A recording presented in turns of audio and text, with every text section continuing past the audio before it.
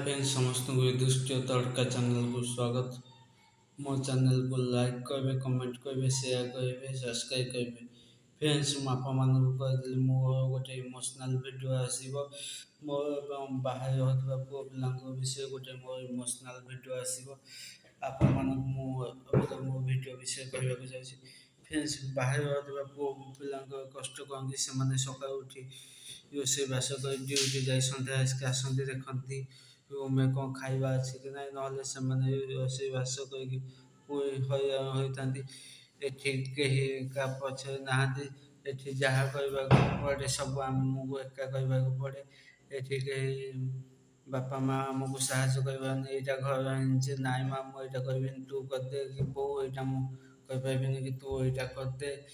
ଏମିତି କହିହେବନି। ଏଠି ଯେତେ ଭଲ ମନ୍ଦ ଯାହା ହେଲେ ବି ଆମକୁ ସବୁ ନିଜେ ମ୍ୟାନେଜ୍ କରିବାକୁ ପଡ଼ିବ।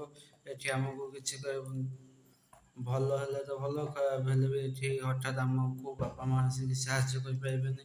ସବୁ କିଛି ଦୁଃଖ କଷ୍ଟ ଆମକୁ ସହିବାକୁ ପଡ଼ିବ। ଫ୍ରେଣ୍ଡସ୍ ମୋ ଦୁଃଖ କଥା ଏବେ ମୁଁ କହୁଛି। ଫ୍ରେଣ୍ଡସ୍ ଘରେ ତ ବାପା ବଡ଼ ଲୋକ ସମସ୍ତେ ଜାଣିଥିବେ।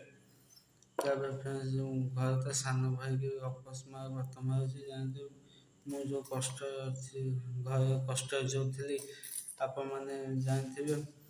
ଫ୍ରେଣ୍ଡସ୍ ଦେଖନ୍ତୁ, ମୁଁ ଫାଷ୍ଟ କ'ଣ କଲି, ଘରେ ସେତିକି ଅସୁବିଧା ପଡ଼ିଲା ବୋଲି ମୁଁ ପଢ଼ା ଛାଡ଼ି ଗୋଟେ ବାହାରେ ଯାଇ ଗୋଟେ କାମ କଲି ରହିକି। ତାପରେ ପୋଡ଼ ଭାଟିରେ ଯାଇ କାମ କଲି।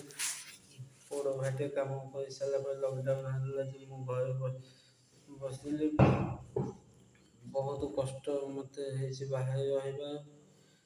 ତାପରେ ଭୁବନେଶ୍ୱର ଆସିକି ଗୋଟେ ଜାଗାରେ ରହିଲି। ତାପରେ ଯେମିତି କଷ୍ଟ ହେଲା ମୁଁ ଗୋଟେ ଜଳଖିଆ ଦୋକାନରେ ରହିଛି। ମୁଁ ବି ଜଳଖିଆ ଦୋକାନ ବହୁତ ପରିଶ୍ରମ କରିଛି, ଆପଣମାନେ ଦେଖିଥିବେ। ତାପରେ ବି ଆଉ ଥରେ ପୋଡ଼ ଫ୍ୟାକ୍ଟ୍ରିକି ଗଲି। ତାପରେ ଯେମିତି ଏଠି କଷ୍ଟ ହେଲା ମୁଁ ଘରେ ଗୋଟେ ନିଜେ ଦୋକାନ ଖୋଲିକି ବସିଛି। ଦୋକାନ ଅଛି ମୋର, ଆପଣମାନଙ୍କୁ ମୁଁ ମୋ ଦୋକାନ ଦେଖେଇଛି। ତାପରେ ବି ଫ୍ରେଣ୍ଡସ୍ ସବୁଥିରେ କଷ୍ଟ, ପୁଅ ପିଲାଙ୍କ ଭାଗ୍ୟରେ ସବୁ କଷ୍ଟ। ଏବେ ମୁଁ ଗୋଟେ ଅଫିସରେ ଅଛି ଭୁବନେଶ୍ୱରରେ। ସବୁବେଳେ ମୋ ଭାଗ୍ୟରେ କଷ୍ଟ, ଭଲ କଷ୍ଟ, ମନ୍ଦରେ କଷ୍ଟ, ସବୁବେଳେ କଷ୍ଟ। କେହି ଆମ ପାଖରେ ନାହାନ୍ତି। ସବୁବେଳେ ମୁଁ ଏକା ଚେଷ୍ଟା କରୁ, ସବୁବେଳେ ମୁଁ ନିଜକୁ ସପୋର୍ଟ କରିବାକୁ ଚେଷ୍ଟା କରୁଛି। କେତେ କାମ ମୁଁ ଫେଲୁଅର୍ ହେଉଛି, କେତେ କାମରେ ମୁଁ ସକ୍ସେସ୍ ହେଉଛି। ତାପରେ ବି ମୁଁ ଆପଣମାନଙ୍କୁ ସବୁ କିଛି ଦେଖାଉଛି। ଗୋଟେ ପୁଅ ମଣିଷ ସମାଜ ଗୋଟେ ପୁଅ ଜନ୍ମ ପାଇବା ସାମାନ୍ୟ କଥା ନୁହଁ। ମଣିଷ ସମାଜ ସେତିକି ପୁଣ୍ୟ କରିଥିଲେ ଗୋଟେ ମଣିଷ ଜୀବନ ପାଇଥାଏ ଗୋଟେ ଜୀବ।